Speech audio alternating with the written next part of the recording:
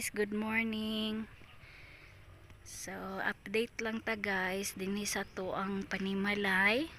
So it's Sunday morning today para sa ato ang vlog for today for the premiere for tomorrow guys. So mao ni siya guys ang ato ang update karon sa ato ang bakuran char. So guys, naata diri guys dinhi sa ko ang mga kanang flower garden. Charot, flower garden. Bitaw guys na arta diri human na day mig-ani guys. So sa tanan-tanan kauban sa ko mga igsuon nga mga kanang basakan ni ani rami og 200 sacks. Wala lang ko ka video adto nga time kay gikalintura ko guys. So ang akong i-video guys mo na lang ni diri guys ano ko man nag-ani diri sa silingan namo, and dito sa sulod wa gyud ko nakatugbasakan atong panahon na, then nagluya-luya pud ning ato ang himsog nga lawas guys. So ang akong garden gani guys wala na gani intaw ni na kuani, wala na nako ni siya na pagunahi guys. Ang akong mga tanom diri, ang kamunggay diri dapita guys, wa gyud ni tubo kay sigig tandugon sa mga manok sa silingan.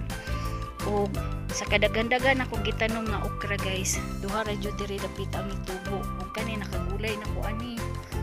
So every morning ko ani guys nakapanguha kog tagduha tagtulo na okra.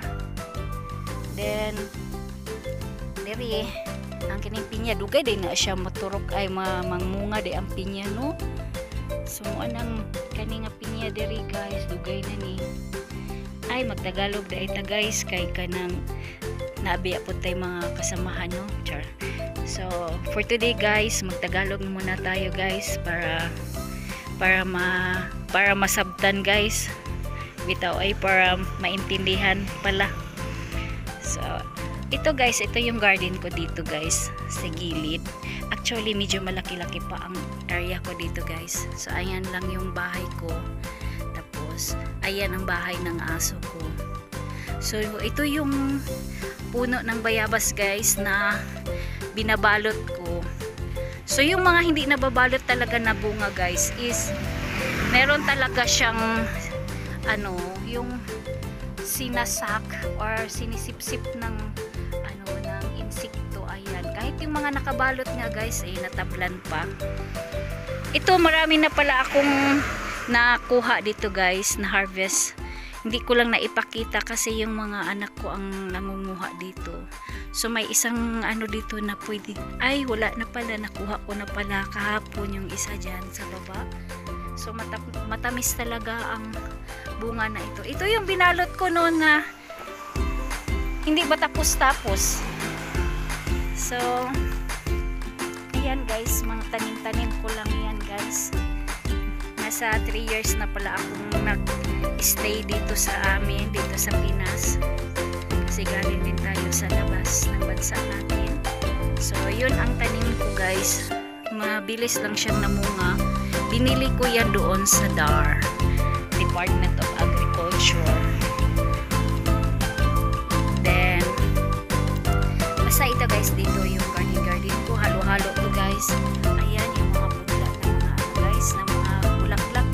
Ginaganyan ko na lang kasi pag pinapalinisan ko kasi lugi kasi walang tanim. So at least may bulaklak, pero pag marami siyang bulaklak guys, hindi masyadong tumutubo yung mga damo. Kaya hayaan ko na lang na dadami yung mga ano dyan, tumutubo. Yung mga ordinaryong bulaklak lang guys, mabilis lang siyang ano, mabuhay at saka patuloyin.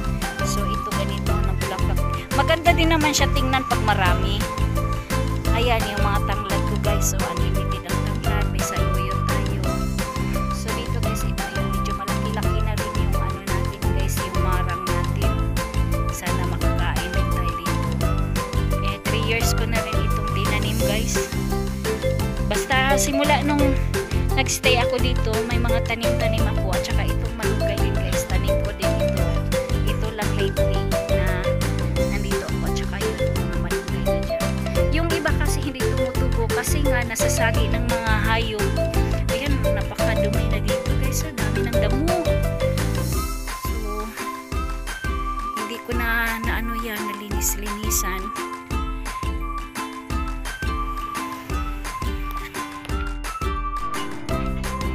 So guys, ayan, patuloy tayo. So ayan pala yung bayabas ko na native lang. Ayan, marami na rin bunga. At saka marami na rin na-harvest yung kapitbahay ko niyan. At saka dito banda guys, may okra din tayo dito guys. So, kasi mula pa lang mamunga. Ang dami niyang mga sanga-sanga guys. Hindi katulad yung isa doon na diretso lang, isang ano lang siya tapos marami ng bunga. Dito marami siyang dahon. Maraming bagong dahon siya guys. At saka niya guys. Pero siguro marami din itong bunga in the future. Ayan, marami ng mga maliliit. So hindi na natin yan makakain ng ano guys na maubos natin kasi ang daming yan. Ayan, dito mayroon ng mga tumutubo na aside sa mga damo guys, maraming may mga natanim-tanim din tayo na yung atis. So halo-halo basta dito sa probinsya guys. Pag masipag ka lang guys, hindi ka magugutom. Tsaka makakain mo lang na libre ang mga prutas. Yan, mga ordinaryong prutas ko lang yan guys. Meron din naman akong mga tanim na prutasan or nyugan doon sa bukid. Pero hindi ako nagpunta doon kasi natatakot ako dahil lang malayo. Tsaka mahirap punta din doon. Tsaka meron na kasi yung mga yung mga king snake. So natatakot ako mamaya malamot ako.